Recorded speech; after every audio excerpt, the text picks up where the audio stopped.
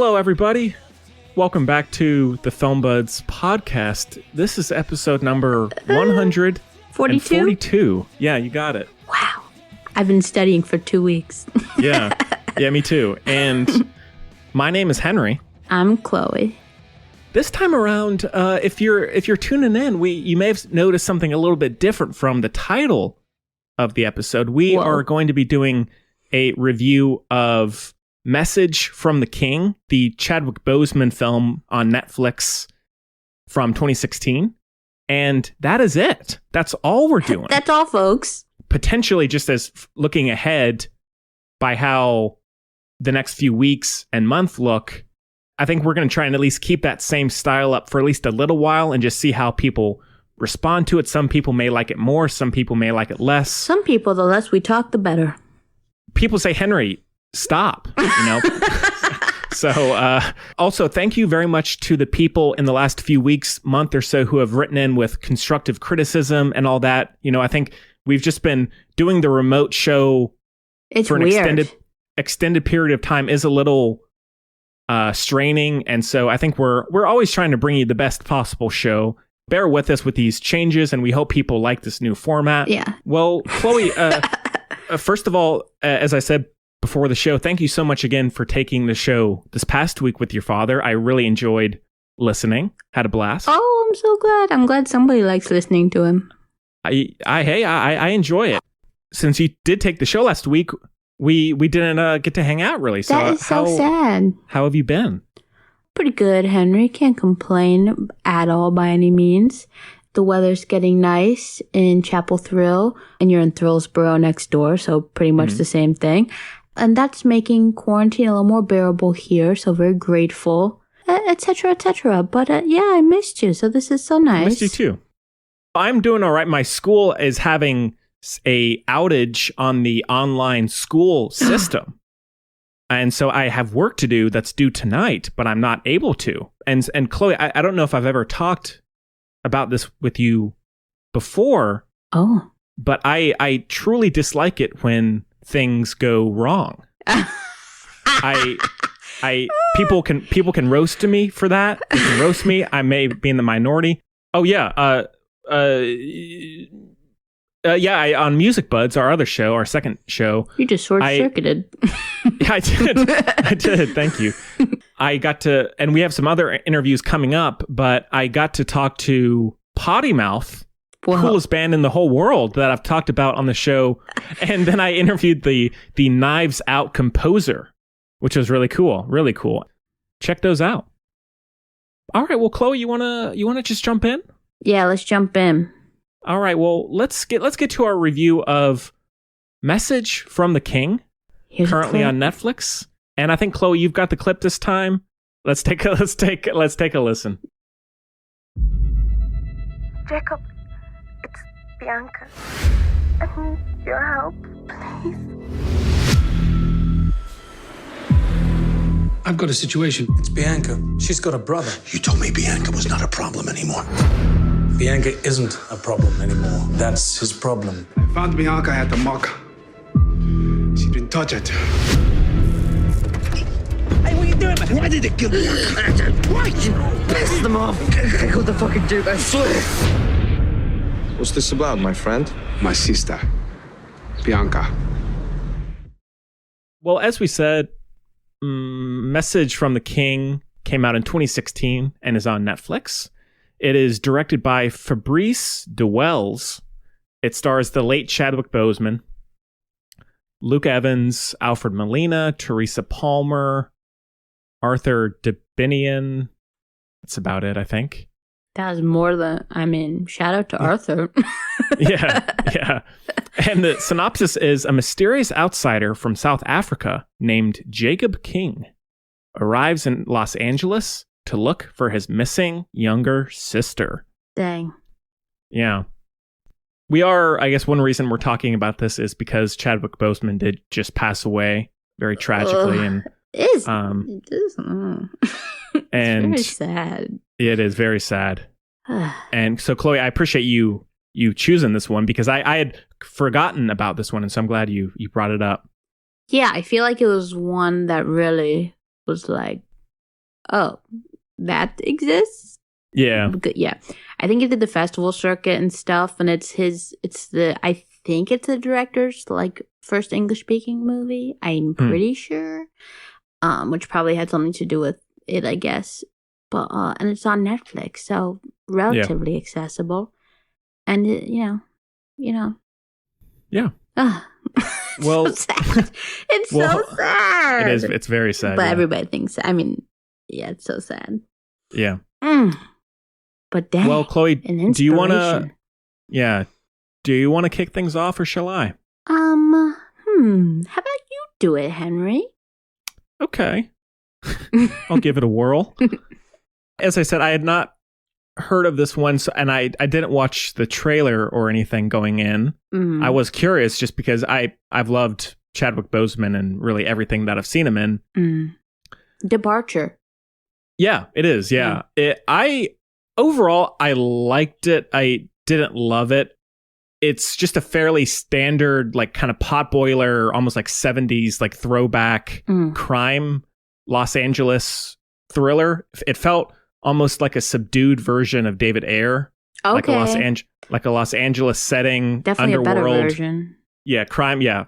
And yeah, this is much better than The Tax Collector. Don't get twisted. Yeah.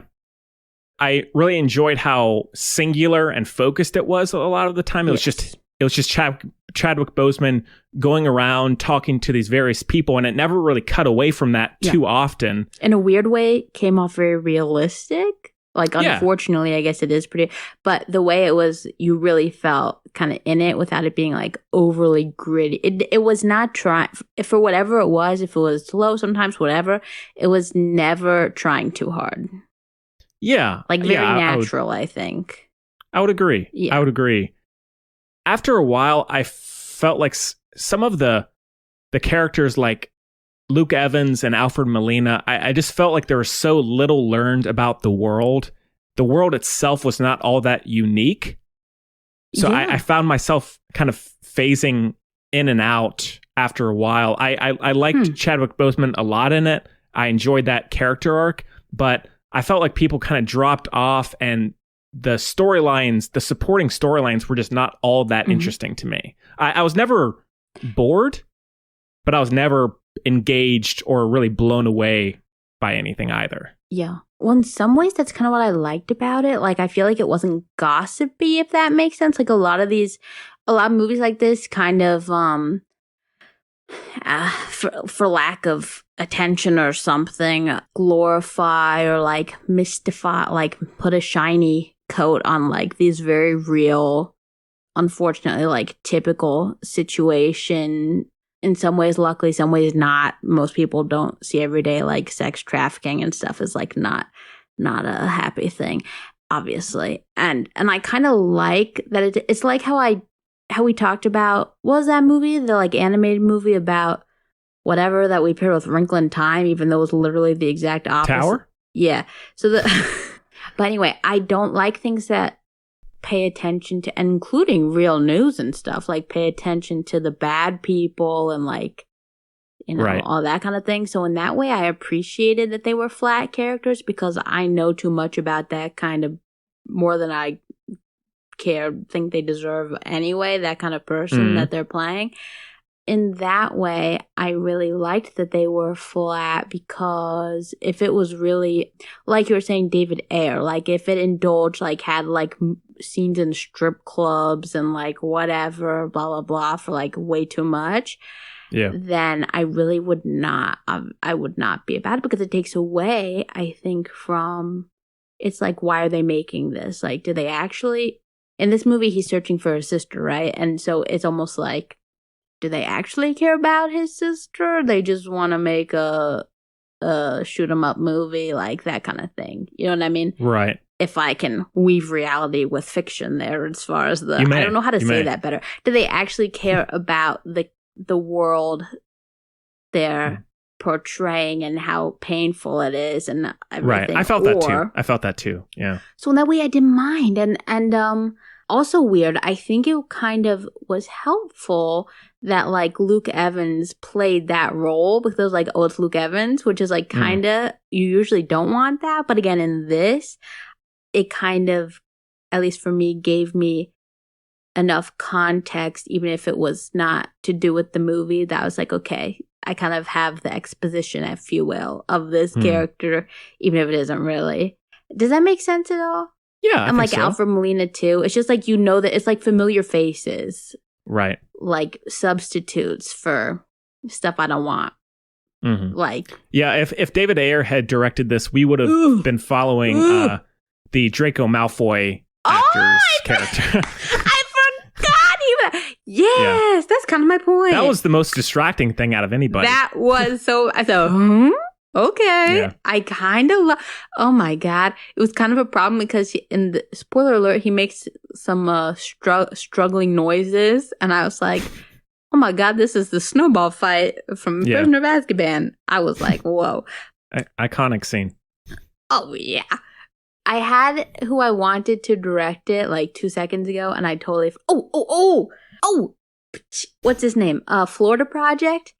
Oh, Sean Baker? I would have liked Sean Baker to direct this movie. I think that would have been really It did have a bit of a Tangerine look to it. But like almost not... It was like, I don't know if it was a little trepidatious or like what, but it was a little something was a little off. And like in the beginning, when Chadwick Boseman kind of breaks down, it's not his acting at all.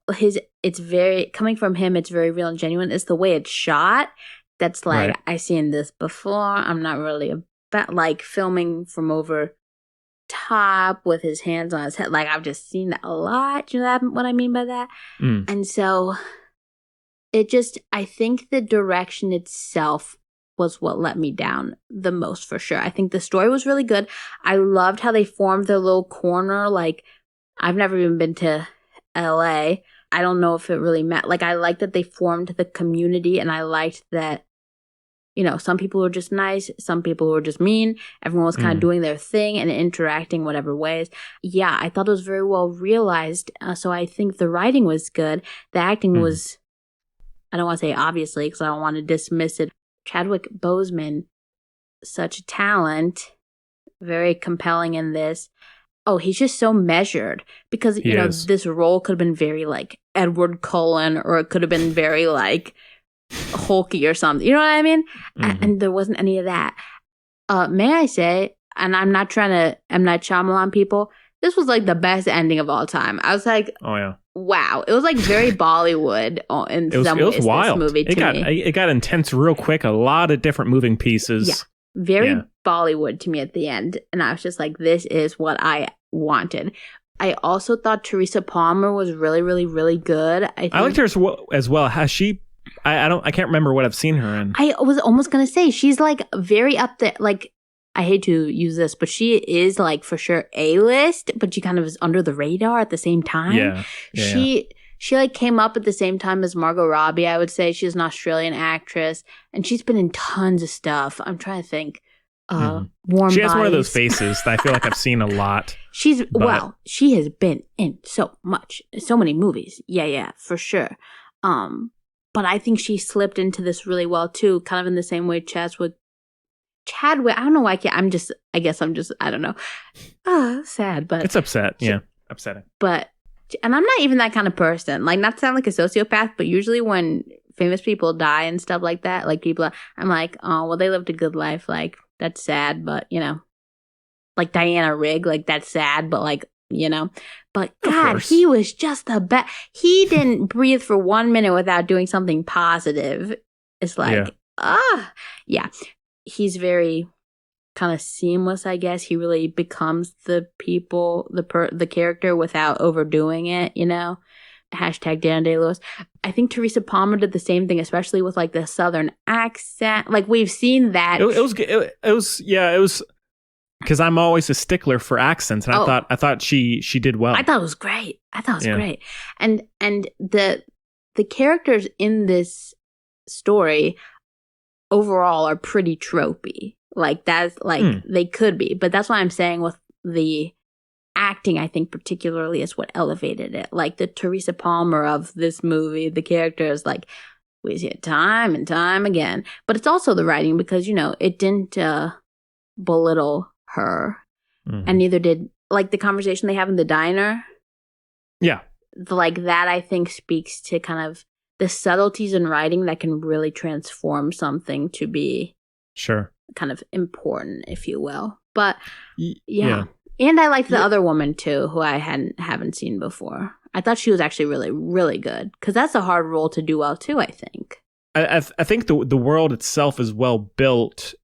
I like the cast of characters. I do find that it was either lacking really memorable moments for me, because the world, it is written so sparsely that I feel like a few days removed now, I can't remember all that much about it. One thing in terms of the tone, it is consistent, but there were points where I just felt it was kind of monotonously dreary.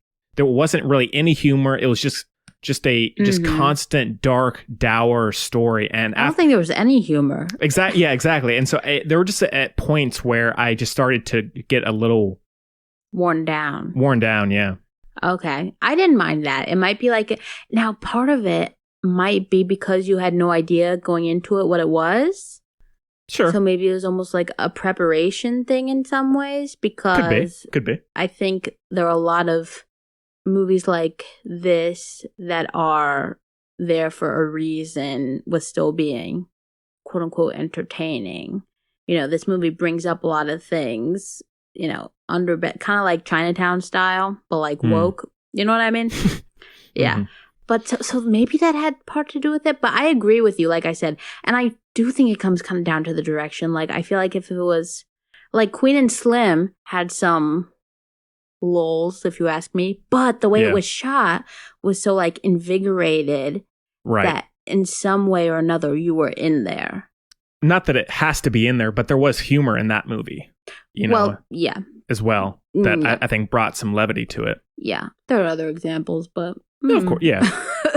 Some movies just aren't the. But I loved the end. Again, if it was just sad all the way through, that was the other thing. Nobody in this movie was really a victim, which I really appreciated as well. I really like that. Yeah, I think it's one of those where you should watch, which is so weird, but maybe watch a trailer so you're in the right. You kind of know what you're getting when you watch it, because it is kind of intense. But it's. If you're watching for half an hour and you're like, this is sad, and like, this is just, you should just keep watching, you know? And it's not too long. It isn't. No, it's pretty tight. I do, in terms of Chadwick Boseman's character, some of it may just have to do with Chadwick Boseman having passed away. I like the scene where he's in the morgue and then afterwards, because he could have. What a scene! You're kind of expecting him to react a certain way in front of this guy, but then some tomato soup, like they always do in movies. Yeah. I would have loved to have seen that, but then he doesn't act that way, and then afterwards there is this, you know, an aftershock that worked really well, and I think that just kind of speaks to Chadwick Boseman's own life and how he went about things. Oh, it makes everything more painful. That's the thing. It makes it more and impressive. It makes it more painful, when you think, but also more compelling in the case of the film.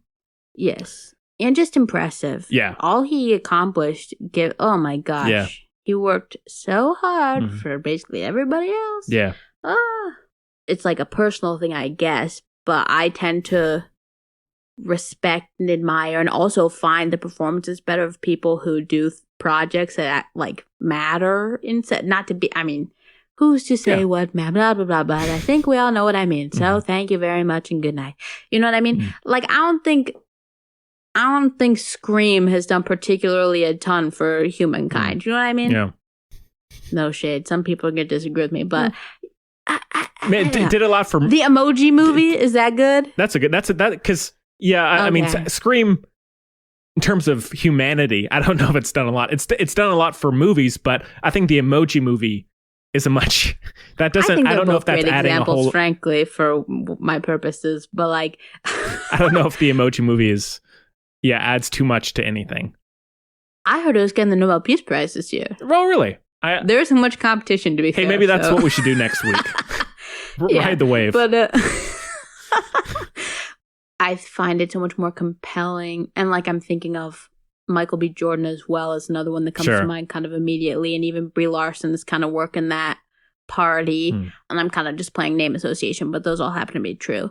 But where they only make projects that have roots and importance and nutrients. Yeah, exactly. And so I think that's like good art. You can see life in it. So I think that's why also more can be taken from it because he's part of it and vice versa. I agree. Yeah. Oh my God, that morgue scene was good. Now that was one of my favorite things about it. I almost wish there was a little more of it. Like I loved, oh my gosh, I don't want to do any spoilers, but I just love the way the story was woven together, and I liked how it went from here.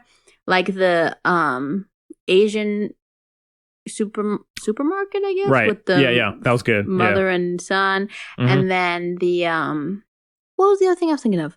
I don't know, but he just kind of went about town. Just wandering around. Loved it, you know. Yeah. Some people, but let me say another thing I loved, especially as far as creating the world, which happens, or in this case, kind of displaying the world, I guess. Especially since he's coming there from South Africa, which is, you know, obviously different. It's a whole different world, but he can figure stuff out pretty quickly, I guess. So the interaction with the Popo was very interesting to me in a lot of levels because obviously South Africa has a pretty sordid past. I mean, most of the world does, but obviously it doesn't get much more racist than apartheid. So like we've been new, right? But it was interesting. It was like how Trevor Noah had this bit, I guess, where he talked about his experience with getting pulled over for the first couple times because he was like, what the heck? So anyway, so this was kind of like that. It was so interesting how his perception of the events, basically he gets pulled over and his perception of the police kind of forms in real time, or his knowledge of the, whatever you want to say, knowledge of the police forms in real time. You discover it with him. Yeah, but you also know. Oh, so yeah. You're like, oh no. You're like you're with him as he's discovering it, but you have in the back of your mind, you're like, uh-oh. Like, I mean, the scene that I think is really good is the one in the rain with exactly. At the dumpsters. That's excellent. Exactly. Yes. Yeah. My point bringing it up mostly, aside from that bit of innate social commentary, just because it's also true, though, you know what I mean, is as far as setting up this world in particular, it helps you see why he does what he does because of his options. His options are laid out, you know. Hashtag defund the police. But he couldn't just like go to the police and be like, my black immigrant sister's missing. Can you help me out? I think that these rich white males from like Beverly Hills or whatever have something to do with it. Like you can't, you know? So, and I just really appreciated it. To me, this was like the version of Taken that I'm down for. Yeah, that's a good, interesting comparison. Yeah, because again, there wasn't a bow tied on top of it. No, you know. Yeah, which I think is rude because these are real things. Again, they're choosing to use as plot points and storylines what really the tragedies that overtake our society and world every day. So, like with Taken, then Taken 2, and she keeps getting kidnapped. Like that is rude, kind of. Do you know what I mean? Yeah, like, and I think what kind of speaks to that without spoilers is I think when the ending, the resolution of the movie, or at the very end, not necessarily the climax, he's back where he started. In a cried. Sense. Did you? The last 3 minutes, solid bawling. Really? Yeah. Solid. He's back where he started in a way, having accomplished this or that. Again, no spoilers. And as you said, it's bittersweet in that way.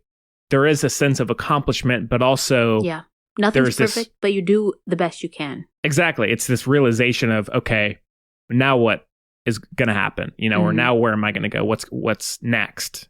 Yeah, that works really well. I'm almost crying again. Yeah. Me too.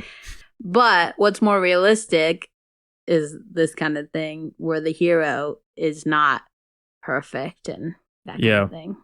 Yeah, and magical, I guess, is a better one. And I think so too. Because not to always bring it back to David Ayer, of course, the best filmmaker of all time. Yeah, what's up? of this decade, auteur David Ayer. I bring him up because he does have a big following, and he always sets his movies in LA. It almost feels like if when he did End of Watch, if he had kept on that more subdued route instead of going into the blockbuster realm and becoming more glossy and popularized, I guess you can say, it feels. And as you brought up Sean Baker, like if Sean Baker was given a thriller or an action movie, that's kind of what he would make. So I would have loved Sean Baker to do it. No shade. He's no great. shade for Brees, but I would have loved Sean Baker to have directed this. Yeah, and he's on Letterboxd, the social media site, and so he reviews. Yep, and he reviews movies. He talks about it, and it's really cool. Really cool. Dang.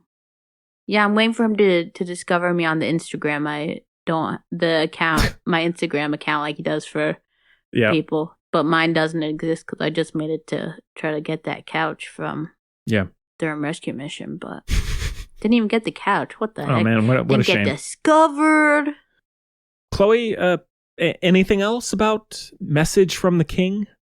Boy, I really liked it. Yeah, or any other thoughts on Chadwick Boseman when we're on the subject? Please don't get me started on. Yeah.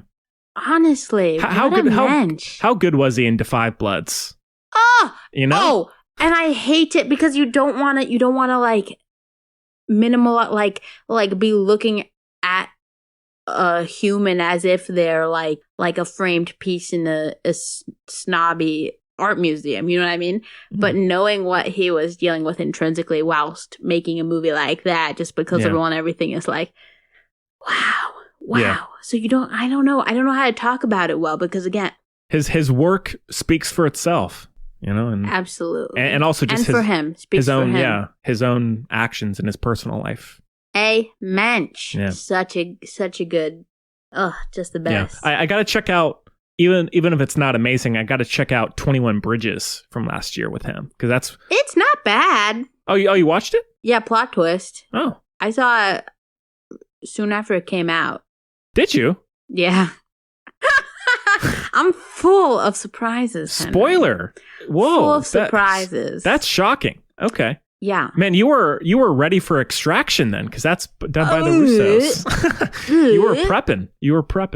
Well, that's good to know. I mean, I'll watch it definitely. I was actually thinking about Extraction when we watched this, or we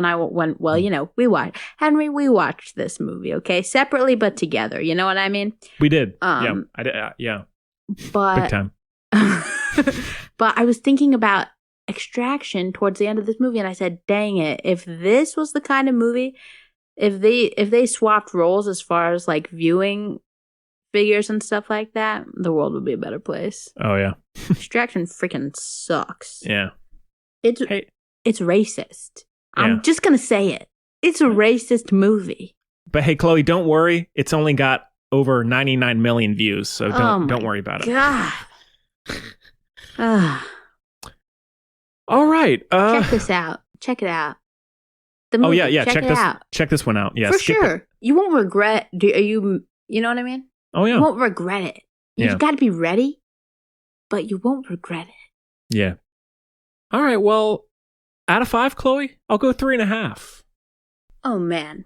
Okay. You know what I give it? Please. I give it like really. Okay. So basically, we would my dad, my sister, and I would drive up to Vermont like once a year, right? Mm-hmm. And then, but we would either stop on the way there or the way back in New York, in Manhattan, where my family lived. Not every time, but there was one time I remember really specifically, we got into the Lower East Side like really, really, really late at night. And so you're seeing this beautiful like skyline. If you look kind of up, you're kind of scared because you're jolting, but you're with your family, so it's nice. It's like it's like the most tangible form of cognitive dissonance. But you're like, but I'm going somewhere I'm excited to be. And it's like late at night, can't really see. I can smell some things, can't really see much except for the pretty lights and everything. I'm just excited to see my aunt and, go to sleep. Wow, it's very layered. I'm sure that'll leave people thinking for a while. Thinking some kind of things. Yeah, piecing all that together. All right, well, as we said at the top of the show, that's all we're doing for this week. Dang. You know, and obviously it is a change. But we should keep doing listener questions. We can, yeah. I don't have one for this week, though. I'm just saying, otherwise I feel like it's cold as ice. Sure. And when we do have questions, we can always work them in one way or the other. So feel free to write in. Yeah. And yeah, we're still here for you. You're still here for us. Indeed. Yeah. We love the buddies. If you do have thoughts on the shorter format, please let us know at FilmBuds on Facebook, Instagram, and Twitter. And then TheFilmBudsPodcast at gmail.com. We'd love to hear from you. We're always trying to create the best show. So please let us know with any thoughts you have if you're new or if you've been listening for a while. Yeah. So. Bonjour. Yeah. Or bonjour, no. I don't know. Yeah, welcome. Either of those work. Yeah. Aloha. So happy to get to hang out with you, Henry. I know. Yeah, you too, Chloe. I've really missed you. The last 2 weeks or so, something has been off. I've been rudderless. Oh, well, call me Yep. I was gonna make it that wouldn't be good, but okay. Anyway, yeah, call me I'm a rudder. I'm a real rudder over here. Yeah, I've always thought that. I'm your lamp and you're my rudder. And hey, call me Steve Carell because I love lamp. Yeah, that's Thank good. you. Thank you. And now and next I'm so excited because we picked him up. And we watched this trailer in the theater together basically 6,000 times probably we saw this. And every time I started doing my little karaoke thing in the theater, probably annoying everybody. Ooh! Yeah. Next week, as Chloe has been alluding to, we are going to be reviewing Waves, the A24 film from last year, done by the guy who did It Comes at Night. Last year, dang, I've been awaiting this movie. Yeah, and scored by Trent Reznor and Atticus Ross. Oh, come on. So, I mean, you can't get much better than that. Second only to the Knives Out guy. Yeah, oh, he's fantastic. And thank you. I doubt you're listening, but thank you so much for doing that. That was great. That's what we should say to everybody at the end of the show. We doubt you're listening, but thank you so much for staying with us. We doubt you've made it this far, but thank you so much if you have. Okay, well, Chloe, it's so great to see you. Thank you so much for everything that you do and just being you, Chloe. Oh my God. The compliment is returned. Oh yeah, I hope we get to find a way to hang out sometime in person soon. I don't know if that's going to happen, but... Oh, we'll work it out. Yeah, we'll figure something out. Absolutely. We'll figure something out. Well, we'll be responsible and we'll be excited because we know that we'll see each other at some point, which that's so exciting. When? Who knows? And anticipation is a wonderful thing, you know? It's killing me. And we have technology, so we're so lucky. We're so lucky. Yeah. Stand with Hong Kong. Also, I ain't paying $30 for a movie. Heck Jesus Christ, because they don't have enough. Well, the thing is, apparently Mulan is coming out to stream on Disney Plus in December, so we don't have to wait too long to watch it. Then why are people paying $30 for it?